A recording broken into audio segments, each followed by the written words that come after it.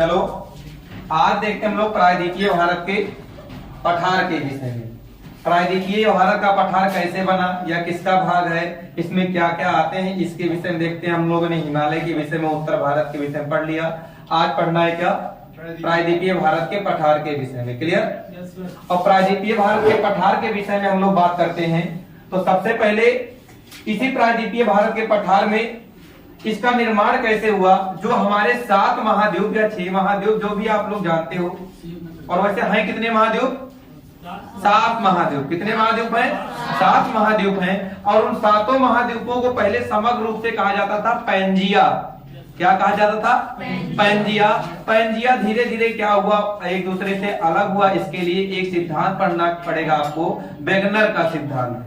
Wegener के सिद्धांत में बताया गया है कि कैसे कैसे सारे महाद्वीप एक दूसरे से अलग हुए। इसके विषय में उसमें चर्चा अच्छे से की गई है।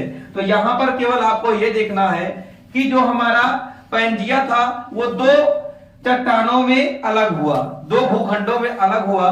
जो उत्तर में चला गया भूखंड उसको कहा गया अंगारा लैंड। क्या कहा गया, अंगारा लैंड। और जो दक्षिण में आया उसको गोंडवाना लैंड कहा गया।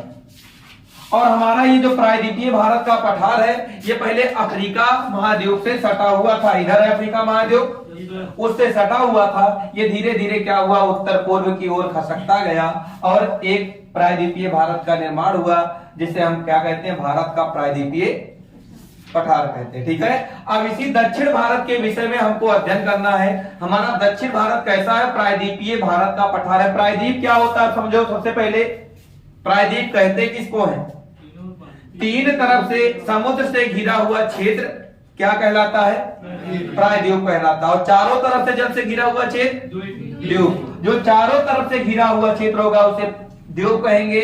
और जो 3 तरफ से जल से, जैसे देखो इधर कौन सा है, अरब सागर, और इधर कौन सा सागर है, बंगाल की खाड़ी है, और इधर कौन सा सागर है, नीचे हिंद महासागर है ना। तो एक तरफ अरब सागर, दूसरी तरफ बंगाल की खाड़ी और तीसरी तरफ हिंद महासागर। 3 तरफ से 3 सागरों से घिरा हुआ, इसलिए हमारा दक्षिण भारत कैसा है, प्रायद्वीपीय भारत है। इसे प्रायद्वीप का पेनिनसुलर का नाम दिया गया। क्लियर। और इसी प्रायद्वीपीय भारत की क्या विशेषताएं हैं, क्या क्या इसमें सम्मिलित है, इसी का अध्ययन करना है। ओके। तो देखते हैं ये प्रायद्वीपीय भारत में हमारे इधर भी तट है, इधर भी तट है, दोनों तरफ से तट है कि नहीं। तो प्रायद्वीपीय भारत में सबसे पहले कौन कौन से राज्य आते हैं, राज्यों की संख्या कितनी है। तो प्रायद्वीपीय भारत में 9 राज्यों को शामिल किया गया। कितने राज्यों को, जैसे गुजरात से स्टार्ट करते हैं तो ये गुजरात का क्षेत्र हो गया। उसके बाद ये क्षेत्र हो गया महाराष्ट्र का। फर्स्ट पे आया गुजरात, सेकंड पर महाराष्ट्र, और थर्ड पे आएगा यहाँ पर गोवा, फिर आएगा कर्नाटक, और कर्नाटक के नीचे आएगा केरल। फिर से देखो, गुजरात, महाराष्ट्र, गोवा, कर्नाटक, फिर केरल। इधर आ जाओ। अब यहाँ पर तमिलनाडु, तमिलनाडु के बाद यहाँ तक आंध्र प्रदेश, और आंध्र प्रदेश के बाद उड़ीसा, और उड़ीसा के बाद पश्चिम बंगाल। इतने हैं ना, टोटल कितने हो गए, 9 हो गए। 9 स्टेट ऐसे हैं जो प्रायद्वीपीय भारत से सीमा बनाते हैं। क्लियर, सबको क्लियर। और इसकी लंबाई कितनी है, जो ये प्रायद्वीपीय भारत यहां से स्टार्ट होता है और यहां तक जाता है, ये लंबा कितना है, तो 6100 किलोमीटर है। कितना, मतलब 6100 किलोमीटर इसकी लंबाई है हमारे प्रायद्वीपीय भारत की। अगर इसमें द्वीपों को भी काउंट कर ले उनकी लंबाई को, तो 7516 किलोमीटर हो जाता है। क्लियर। कहने का मतलब जब केवल यही लंबाई पूछेगा तो 6100, और इसमें अगर शामिल कर देगा किसको, द्वीपों को, तो 7516 किलोमीटर। ठीक है। अब उसके बाद देखो, इसके बाद अब प्रायद्वीपीय भारत की लंबाई पता चल गई आपको, कितने इसमें राज्य सम्मिलित है ये पता चल गया। और साथ में अब हमको देखना है इसके आंतरिक क्षेत्रों के विषय में, जिसका आंतरिक वर्णन हम लोग करते हैं। और आंतरिक वर्णन की जब बात आई तो उसमें मैंने देखा, सबसे पहले हमने देखा यहां पर कुछ पठारी क्षेत्र है और कुछ पर्वतीय क्षेत्र भी है। यहाँ पर कुछ पर्वत भी है और कुछ पठार भी है, और यहाँ पर मैदान बहुत कम पाया जाता है। प्रायद्वीपीय भारत में मैदान का भूभाग बहुत ही कम है।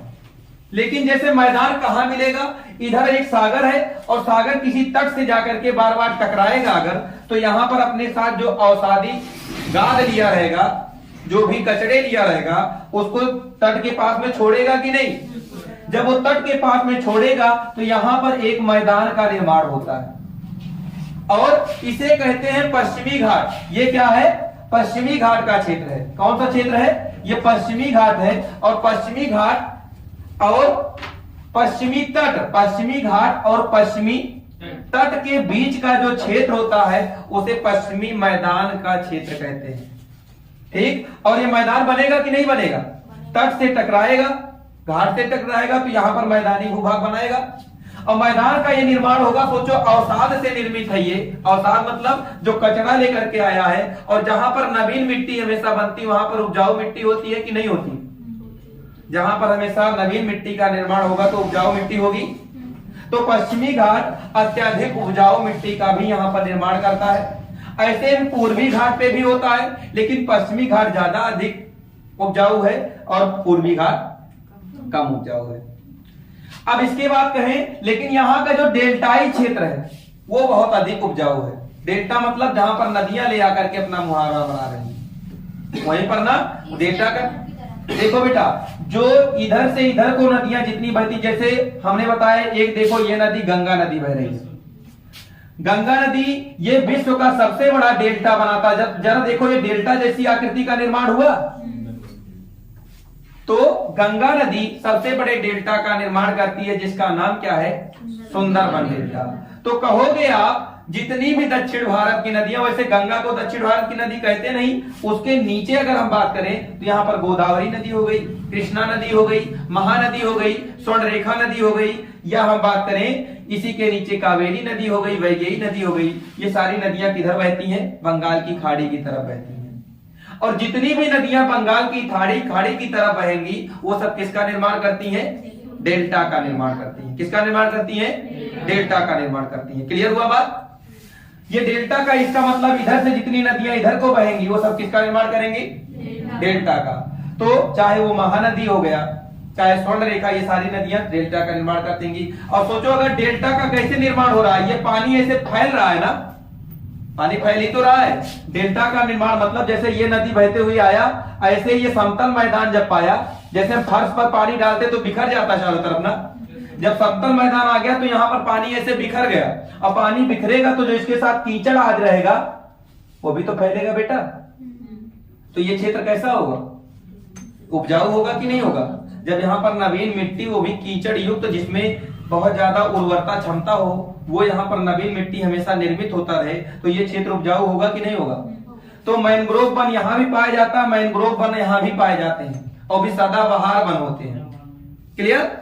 तो यहाँ भी मैंग्रोव वन, यहाँ भी मैंग्रोव वन, और सबसे भारत का सबसे ज्यादा मैंग्रोव वन कहाँ पाया जाता है? सुंदरबन डेल्टा में। क्लियर? अच्छा, उसके बाद देखो, ये तो होगी पश्चिमी घाट की बात। ये पश्चिमी घाट है। चलो देखते हैं, इसमें आगे मैंने पढ़ लिया पश्चिमी घाट के विषय में। ठीक, अब इसके आगे देखते हैं कि यहाँ पर कुछ पठार पाए जाते हैं या कुछ पर्वत पाए जाते हैं, उसके विषय में अध्ययन करना है। ठीक है, जैसे हम देखें, यहाँ पर एक पठार मैंने देखा, इसका नाम क्या है? ये मालवा का पठार है। कौन सा पठार है? मालवा का पठार। और इस मालवा के पठार के पास में दो पर्वत श्रेणियां आपको दिख रही हैं। इसे कहते हैं विंध्यन पर्वत श्रेणी और इसे कहते हैं सतपुड़ा पर्वत श्रेणी, और इसी के दक्षिण में है सतमाला हिल्स। ठीक है, तो हमको इसके विषय में भी अध्ययन करना है, लेकिन पहले मालवा का पठार पर रहे तो उसके विषय में देख लेते हैं। मालवा के पठार में, ये मालवा का पठार जो है केवल भारत में एक ही क्षेत्र है जहां पर ज्वालामुखी आज निकलता रहता है, मालवा के पठार में। और सोचो, कभी निकलता था, इसका मतलब यहाँ पर राख आज निकलते होंगे, ज्वालामुखी के साथ राख भी निकलता है ना। तो जो राख निकलेगा वो जली हुई मिट्टी निकलेगा। इसका मतलब कौन सी मिट्टी का निर्माण होता है? यहाँ पर काली मिट्टी का निर्माण होता है। और काली मिट्टी को और किस नाम से जानते हैं? रेगुर मिट्टी के नाम से भी जानते हैं। ठीक, और इस जो काली मिट्टी का निर्माण होता है ये उपजाऊ मिट्टी होती है। काली मिट्टी कैसी मिट्टी होती है? उपजाऊ मिट्टी होती है। तो मालवा का पठार कैसा क्षेत्र होगा? उपजाऊ क्षेत्र होगा। और इस मालवा के पठार से कुछ नदियां निकलती हैं जो उत्तर भारत में जाकर के मिलती है। कहाँ मिलती है? हम जानते हैं ढलान तो किधर है? पश्चिम से पूर्व की तरफ प्रायद्वीपीय भारत का है, लेकिन कुछ नदियां हैं जो मालवा के पठार से बहते हुए किधर बह जाती हैं? उत्तर की ओर। वो नदियां कौन कौन सी हैं? और वो नदियां देखो, इधर से निकलती है एक नदी गंगा। गंगा कहां से निकलती है? गंगोत्री ग्लेशियर से निकलती है। कहां से? गंगोत्री ग्लेशियर से निकलती है। और इसी की एक सबसे लंबी सहायक नदी का नाम है यमुना। और यमुना कहां से निकलती है?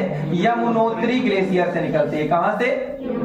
यमुनोत्री ग्लेशियर से निकलती है। और इसी यमुना में 4 नदियां जाकर के मालवा के पठार से मिलती हैं। प्रश्न यही आएगा, दक्षिण भारत की कौन कौन सी नदियां उत्तर भारत की किसी नदी में जाकर के मिलती हैं? ऐसा भी प्रश्न पूछा जा सकता है। या पूछा जा सकता है मालवा के पठार से निकलने वाली कौन कौन सी नदियां उत्तर भारत के किसी नदी में जाकर के मिल जाती हैं। तो जरा देखो, ये यमुना में 4 नदियां मिली, ये 4 नदियां मिल रही है। तो ये चारों नदियां कौन सी, इनका क्रम से अध्ययन कर लो। सबसे पहले यहाँ पर एक नदी मिलती है चंबल नदी। कौन सी नदी? चंबल नदी। और उसके बाद एक नदी मिलती है सिंध नदी। और उसके बाद एक बेतवा नदी। और अगला केन नदी, सोन नदी है। चंबल, सिंध, बेतवा, केन है सॉरी, ये कौन सी नदी है? केन नदी है। और उसके बाद टोन और सोन जाके डायरेक्ट किससे मिलती है? गंगा से मिलती हैं। तो कौन कौन सी? चंबल, सिंध, बेतवा और केन नदियां ये मालवा के पठार से निकल करके यमुना में मिल जाती हैं। और यमुना आगे प्रयागराज में जाकर के किससे मिल जाती है? गंगा से मिल जाती है। क्लियर? इतनी बात सबको समझ में आई? ये मालवा के पठार की बात हो रहा था। लेकिन उसके बाद यहाँ पर बेटा देखो, यहाँ पर हमको दिखा एक हमको पर्वत श्रेणी यहाँ पर भी नजर आ रहा है। ये कौन सी पर्वत श्रेणी है? अरावली पर्वत है। कौन सा पर्वत है? अरावली पर्वत है। और अरावली पर्वत ये कहां से? राजस्थान के से लेकर के कहां तक के विस्तृत है? दिल्ली रिज तक विस्तृत है। कहां तक? दिल्ली रिज। सोचो ये गुजरात का क्षेत्र भी थोड़ा लेता है। गुजरात किन किन स्टेटों में गया? गुजरात में गया, राजस्थान में गया और दिल्ली रिज में गया। एक केंद्र शासित प्रदेश में गया और 2 राज्यों में भी गया। और इसकी सबसे ऊंची चोटी कौन सी है? गुरु शिखर है। गुरु शिखर है। और इसकी ऊंचाई कितनी है गुरु शिखर की? 1722 मीटर है। ठीक है। जो गुरु शिखर है किसकी सबसे ऊंची चोटी है? अरावली पर्वत की। और इसकी ऊंचाई कितनी है? 1722 मीटर है। किलोमीटर नहीं, 1722 मीटर। मीटर बेटा, 1722 मीटर है। अरावली पर्वत ये भारत में जितने भी पर्वत है सबसे प्राचीन पर्वत है। क्या है? सबसे प्राचीन है। इसका मतलब ये कुछ अब ये क्षरण भी हो रहा होगा इसका, तो इसका मतलब कुछ ही भाग इसका बचा होगा। तो अरावली पर्वत का अगर कुछ भाग बचा है, जिसका कुछ भाग बचा उसी को क्या कहते हैं? अवशिष्ट कहते हैं। इसका मतलब अरावली किस प्रकार के पर्वत का उदाहरण है? अवशिष्ट पर्वत का उदाहरण है। भारत का कौन सा पर्वत अवशिष्ट पर्वत का उदाहरण है? अरावली पर्वत। क्लियर? और उसके बाद यहां पर अब आते हैं।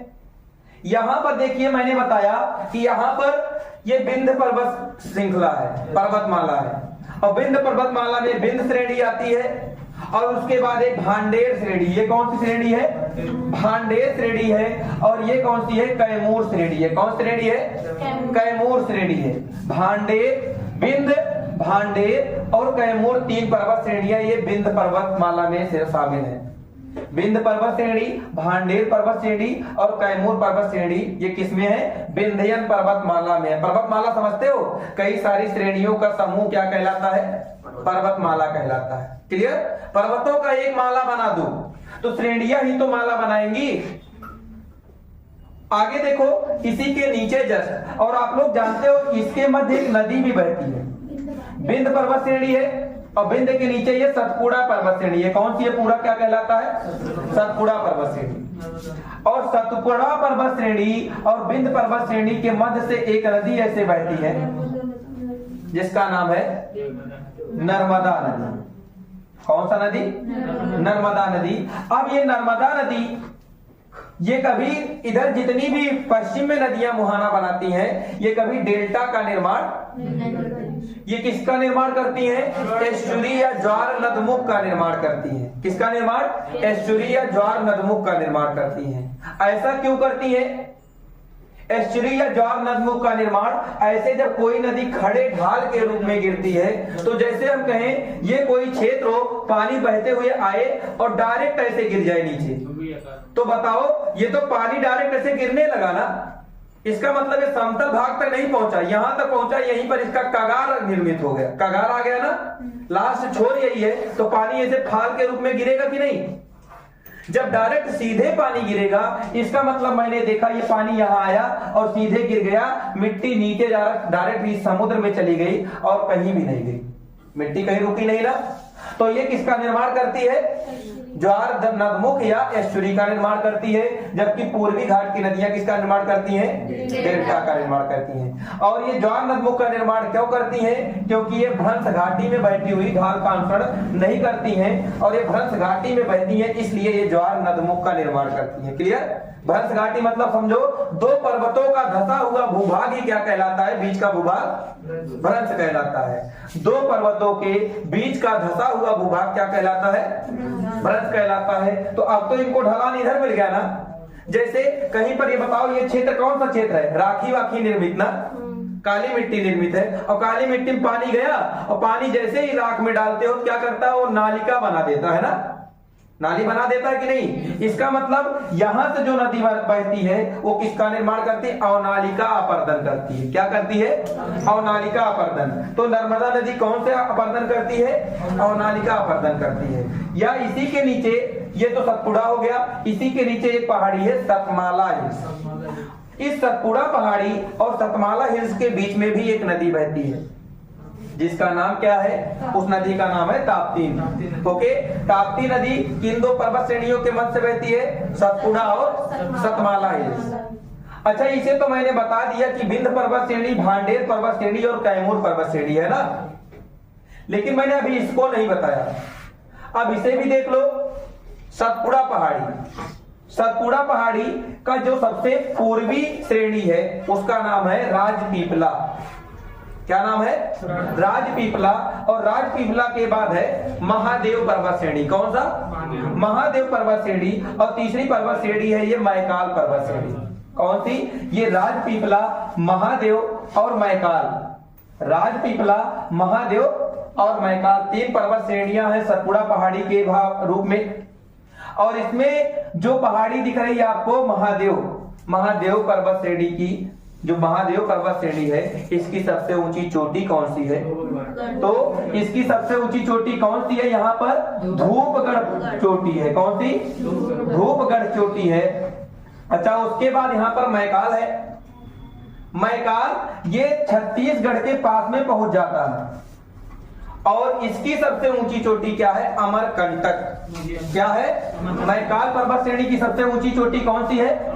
अमरकंटक। क्या है? अमरकंटक। मैकाल पर्वत श्रेणी की सबसे ऊंची चोटी और महादेव पर्वत श्रेणी की, महादेव को धूप नहीं लगता ना, तो महादेव की धूपगढ़, और मैकाल की अमरकंटक। काल जो थे वो अमर थे ना, तो मैकाल की अमरकंटक और महादेव की धूपगढ़। क्लियर? उसके बाद देखो, ये तीनों पर्वत श्रेणियों के विषय में देखा आपने। अब इन तीनों पर्वत श्रेणियों में जो मैकाल पर्वत श्रेणी की सबसे ऊंची चोटी अमरकंटक है बेटा, ये सतपुड़ा की भी सबसे ऊंची चोटी है? नहीं, धूपगढ़ है। अगर पूरे सतपुड़ा की सबसे ऊंची चोटी आएगा तो धूपगढ़ है। क्या है? धूपगढ़ है। अगर आएगा मैकाल की सबसे ऊंची चोटी तो अमरकंटक। अगर आएगा महादेव की सबसे ऊंची चोटी तो धूपगढ़। अब बेटा इनमें जो ये मैकाल की सबसे ऊंची चोटी अमरकंटक है, इसके विषय में बात करें तो यहां से कुछ नदियां निकलती हैं, जो एक नदी जाकर के गंगा से मिल जाती है, यहीं से निकलती है, जिसका नाम है सोन नदी। ठीक है? सोन नदी पटना के पास जाकर के यहीं से निकल करके अमरकंटक से कहा मिलती है? गंगा से। आगे यहीं पर आगे जब ये गंगा नदी और बढ़ती है तो जैसे पश्चिम बंगाल में प्रवेश करना होता है तो एक शाखा चली जाती है पश्चिम बंगाल में और दूसरी शाखा चली आती है नीचे, जिसको कहते हैं हुगली नदी। यहीं पर दो वितरिकाओं में गंगा नदी बढ़ जाती है, एक शाखा को कहते हैं, यहां से जब जाती है तो उसको भागीरथी कहते हैं और दूसरी शाखा को हुगली कहते हैं। क्लियर? हुगली में एक नदी इधर से जाकर के इधर से एक नदी मिल जाती है, वो कौन सी नदी है? दामोदर नदी। दामोदर नदी किसमें जाके मिलती है? हुगली नदी में। ओके, दामोदर नदी किस नदी में मिलती है? हुगली नदी में मिलती है। हाँ बेटा, दामोदर अमरकंटक से नहीं निकलती है, दामोदर अमरकंटक से नहीं निकलती। अगर कहेगा अमरकंटक से कौन कौन सी निकलती है? एक सोन और इधर एक नर्मदा नदी भी जो आ रही वो कहां से निकलती है? अमरकंटक से ही निकलती है। और एक नीचे भी एक नदी आती है, इधर एक नीचे भी इसी अमरकंटक से ही एक नदी निकलती है, उसे आप लोग देख लीजिएगा कौन सी नदी है। एक नीचे भी नदियां आती है। क्लियर? उसके बाद नीचे आती है मतलब यहाँ पर डेल्टा भी बनाती है कोई नदी इसी अमरकंटक के पठार से निकल करके। ठीक है, अच्छा उसके बाद देखो, ये तो हो गया आपका सतपुड़ा पहाड़ी, और सतपुड़ा पहाड़ी के दक्षिण में यहां पर आप लोग देखिए ये कौन सा? पश्चिमी घाट। पश्चिमी घाट को दो भागों में बांटा गया, एक उत्तरी सरकार और एक दक्षिणी सरकार, यानी कि इसी को उत्तर और दक्षिण में दो भागों में बांटा गया। और इसी के क्षेत्र को जो ये आप लोगों ने मालवा का पठार पढ़ा, और मालवा के पठार के दक्षिण में ये पठार जो है, जो सबसे बड़ा पठार है भारत का, उसका नाम है दक्कन का पठार। क्या नाम है? दक्कन का पठार। भारत का सबसे बड़ा पठार कौन सा है? दक्कन का पठार है। कौन सा पठार है? दक्कन का पठार। और दक्कन का पठार महाराष्ट्र में, इसको कौन कौन सी पहाड़ियां हैं दक्कन के पठार में, तो उनका नाम लिख लो। महाराष्ट्र के क्षेत्र में कौन कौन सी पहाड़ियां हैं? तो एक पहाड़ी है यहीं पर हरिश्चंद्र पहाड़ी। कौन सी? हरिश्चंद्र। एक बालाघाट पहाड़ी भी यहीं पर है, बालाघाट पहाड़ी है। और यहीं पर एक पहाड़ी और नाम लिख लीजिए, गाविलगढ़ पहाड़ी। गाविलगढ़ मिला? गाविलगढ़ पहाड़ी। अच्छा, पहाड़ियां और भी हैं, लेकिन ये सब इंपॉर्टेंट पहाड़ियां हैं। कौन कौन सी? अच्छा, यहीं पर अजंता और एलोरा की गुफाएं भी हैं। ठीक है, अजंता पहाड़ी भी यहीं पर स्थित है। हरिश्चंद्र, अजंता, बालाघाट और गाविलगढ़ पहाड़ियां किस स्टेट में है? महाराष्ट्र में। और ये किसके भाग हैं? दक्कन के पठार के भाग है। पठार क्या होता है समझते हो? पठार और पर्वत में अंतर क्या है? सुनिए, पर्वत जो होता है वो मंदिर जैसे पेनिनसुलर आकृति में होता है और इसकी ऊंचाई ज्यादा होती है, इनकी चोटियों की ऊंचाई ज्यादा होती है। और जो पठार होता है बेटा वो ऊंचाई में भी कम होता है और उसका जो ऊपरी भूभाग होता है ऐसे समतल होता है। यही अंतर है दोनों में। बात समझ में आई कि नहीं? पठार और पर्वत में। और आपको बताएं, जो दक्षिण भारत के पर्वत हैं इनकी चोटियां उत्तर भारत की अपेक्षा बहुत कम है। जैसे हम दक्षिण भारत की बात करें, औसतन 600 मीटर ऊंचे होते हैं औसतन, ठीक है, लेकिन उत्तर भारत के तो ज्यादा ऊंचाई होते हैं ना। जैसे एवरेस्ट की कितनी है? 8,850 मीटर है। कहने का मतलब नीचे की जो पर्वत श्रृंखला है उसकी ऊंचाई कम होती है, उनकी चोटियों की। क्लियर? और उत्तर भारत की चोटियों की ऊंचाई। अच्छा, ये दक्कन पठार की बात हो गई। आगे देखो, यहीं पर एक पठार इधर है, छोटा नागपुर का पठार। कौन सा पठार? जो झारखंड और पश्चिम बंगाल के क्षेत्र में पाया जाता है, छोटा नागपुर का पठार। और छोटा नागपुर के पठार में यहां पर भी नदियां निकलती हैं, छोटा नागपुर के पठार से भी। यहीं पर एक नदी आती है महानदी। कौन सी नदी? महानदी। और यहीं से एक नदी बहती है स्वर्णरेखा नदी। कौन कौन सी नदी? महानदी और स्वर्णरेखा नदी। ये दोनों नदियां छोटा नागपुर के पठार से ही बहती हैं। और इसी के क्षेत्र में एक रांची का पठार है। क्या है? झारखंड में एक है रांची का पठार। कौन सा पठार? रांची का पठार है। और यहाँ पर कौन सी नदियां बह रही है? हमने बताया अभी, एक महानदी और एक स्वर्णरेखा नदी। दो नदियां भी यहाँ से निकल रही हैं। रांची के पठार नहीं, ये छोटा नागपुर के पठार से। क्लियर? और छोटा नागपुर के पठार में यहां पर एक और पठार है जिसको क्या कहते हैं, जो हमारे उत्तर प्रदेश तक गया है, राजमहल पहाड़ी। क्या कहते हैं? छोटा नागपुर का ही विस्तार क्या है यहाँ पर, राजमहल पहाड़ी के रूप में है। नहीं, यहाँ पर बेटा नहीं, ये राजमहल पहाड़ी का विस्तार पश्चिम बंगाल से लेकर के उत्तर प्रदेश के क्षेत्र तक है। ठीक है, आगे बीच में जब पश्चिम बंगाल के पास में पहुंचता है तो यहीं पर राजमहल पहाड़ी हो जाता है खत्म, पश्चिम बंगाल के पास पहुंचने पर। लेकिन यहां पर इसका अस्तित्व फिर दिखाई देता है। कहां पर? मेघालय में राजमहल पहाड़ी का अस्तित्व यहीं पर फिर दिखाई देता है। तो इनके बीच में गैप आ गया ना, पश्चिम बंगाल और मेघालय के बीच में गैप आया, और जो गैप है उस गैप को यहाँ पर किस नाम से जानते हैं? मालदा गैप के नाम से जानते हैं। किस गैप के नाम से? मालदा गैप के नाम से जानते हैं। कौन सा गैप बनता है? मालदा गैप।